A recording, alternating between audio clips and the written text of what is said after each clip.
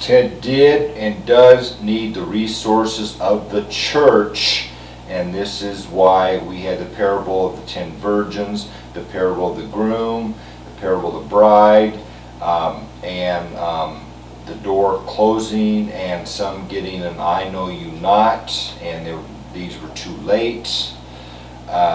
This is happening. Ted has set up a deadline of 7/7/2007, and for certain, these are them that are 50 and older, and then their parents, and also their grandparents. Ted is judging if they're not in the church, how Ted defines it. By this time, these 3 generations are minimum lost. And Ted has been more than patient. Ted has waited. Ted's been doing this almost 10 years. Okay, this is much longer than the 3.5 years he had on the first coming. He's lasted 10 years doing this with virtually no outside help and no security except for what Ted has done for self.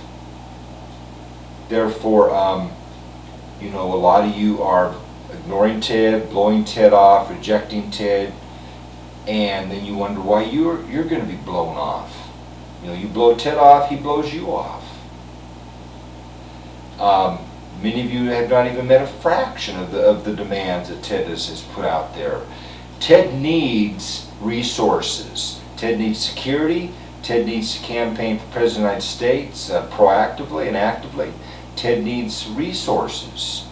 It takes vast financial resources and vast resources to accomplish vast things. Ted is operating on a shoestring budget still and barely operating. It's almost ridiculous, you know. And you go into your country club churches and your social clubs, and many of these churches are like just simply a country club, and you're there to socialize and eat and meet with your church family, and it's a country club. It's a social club. It's really, for many of you, nothing more, nothing extra, and it doesn't give you much. In fact, it gives you very little at this point in time. You're not in the church, how Ted defines it.